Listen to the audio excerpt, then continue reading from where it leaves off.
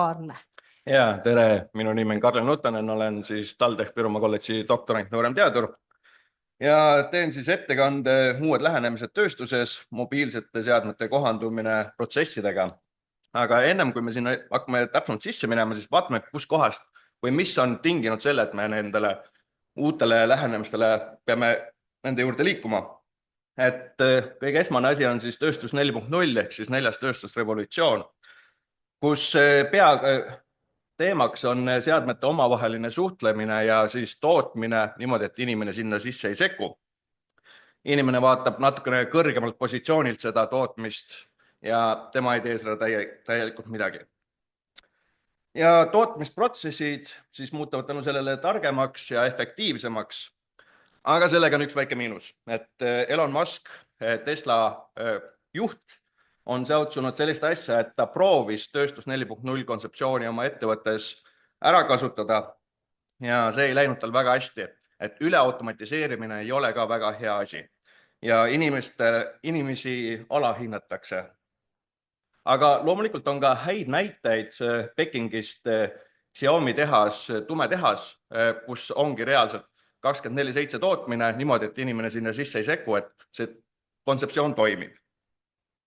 Aga nüüd oleme jõudnud järgmise tööstusrevolutsiooni juurde, tööstus 5.0 ehk oleme toonud, kui me enne majasime inimese ära, siis nüüd kutsume inimese tööstusesse tagasi.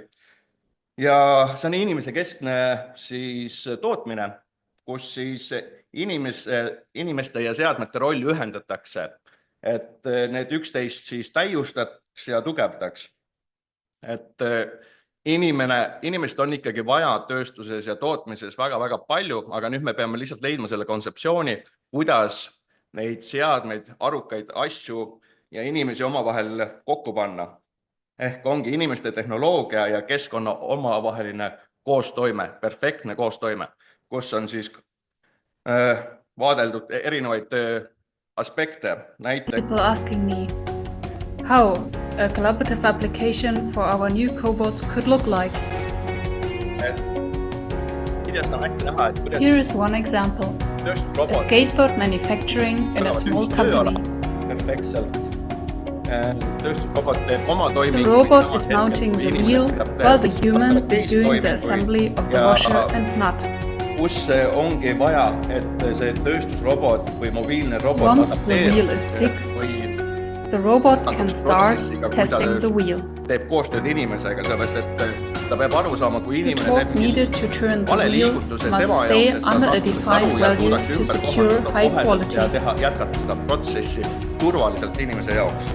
This is really Siis väga tähtsal kohal on tootmisprotsesside simuleerimine digitaalsete kaksikute abil. Mida see tähendab? Tähendab seda, et me ei pea enam uusi protsesse looma selliselt, et me paneme oma käimasoleva protsessi seisma, teeme katsetusi ja siis paneme tööle tagasi, vaid me saame neid asju teha digitaalses simulatsioonis, vaadata, kas need asjad toimivad ja kui need annavad parema efektiivsuse, siis me saame lihtsalt tõsta selle teadmuse digitaalses keskkonnas päris ellu ja jätkata uute protsessidega. Ja loomulikult saame treenida seal ka AI mudeleid, mis siis võimaldavad kohanduda erinevate protsessidega. Ja loomulikult on meil võimalik siis reaalajas teha seiret, mis siis kandub edasi meie digitaalsele teisikule ja me saame tegelikult digitaalsel teisikul ära kasutada sellist funktsionaalsust nagu sünteetiliste andmete kogumist, kui päris elus ei ole võimalik seadmelt kõiki andmeid võimalik kätte saada. Siin on üks hea ehte näide sellest.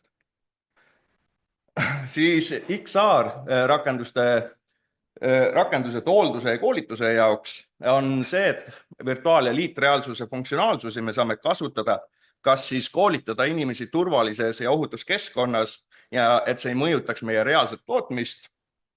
Ja tegelikult on võimalik meil aru saada ja juhtida reaalset seadmeid, kui me kasutame liitreaalsust, et me kuvame seda lisainformatsiooni päris maailma keskkonna peale ja saame ka tegelikult teha erinevaid juhtimisi ja programmeerimisi ohutult. Siin ka üks lihtne väike näide erinevatest tehnoloogiatest. Natuke olen kiirendatud, kuna need videod on muidu hästi pikad. ja kui me teeme programmikoodi valmis, siis reaalses elus meil on võimalik juba antud robotit käima panna ja ta juba toimetab sellel viisil.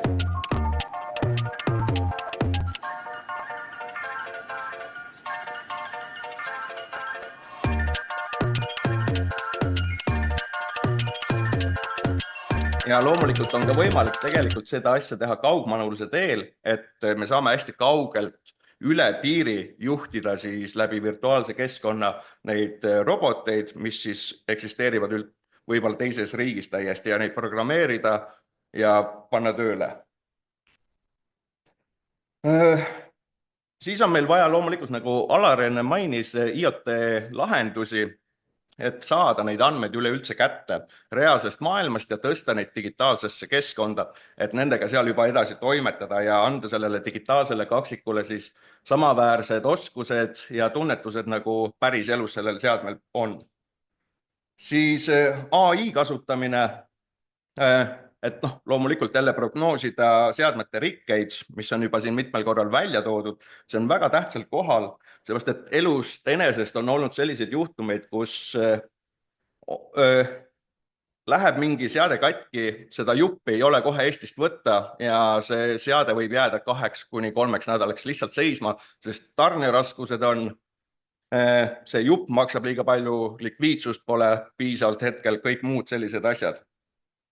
Ja AI annab tegelikult, ütleme sellise tööstuse koha pealt hästi suure edasimineku sellele, et ta suudab optimeerida, kiirendada erinevaid protsesse tänu sellele, et ta enam ei ole vaja meil inimest, kes programmeeriks igat protsessi ringi, vaid seda suudab teha AI ehk samal reaalajas ümber kohanduda erinevate protsesside jaoks. Ja selle jaoks, nagu Alar enne mainis, on vaja siis kiiret andmeside võimalust ja selleks üheks heaks näiteks on siis 5G lahendus. Nii, andmetel siis põhineb otsuste tegemine kasutades AI-d, et siin on hea näide jälle sellest, kuidas siis reaalajas on kasutatud andmeid, simulatsiooni ja siis on õpetatud selline AI rakendus, mis suudab aru saada, mis toimub reaalses elus, seda visualiseerida digitaalsesse keskkonda ja juba adapteeruda siis antud protsessile, kuidas see peaks kõik toimima. Ja AI mudelid ja see kohandumine, see on väga tähtis veel tööohutuse suunas, sellepärast et me peame oma inimesi hoidma, et nad tunneksid ennast turvaliselt ja nendega ei juhtuks õnnetusi. Viimane asi veel, mis ma tahan siia juurde lisada, et on selline uus lähenemine, Robot Operating System, mis siis võimaldab meil ühtses keskkonnas juhtida kõik võimalike erinevate tootjate seadmeid. Näitevideost on võimalik näha, et robotid ainult, aga tegelikult on võimalik kõiksuguseid erinevaid seadmeid juhtida läbi selle süsteemi iseliikuvatest ustest kuni tööstusrobotiteni välja. Nii, tulevikus kindlasti AI tehnoloogia areneb edasi, me hakkame seda üha rohkem kasutama ja Tööstus 5.0 tuleviku katselabor on valmis alati teid toetama sellel teekonnal. Suur aitäh, minu poolt kõik! Aitäh!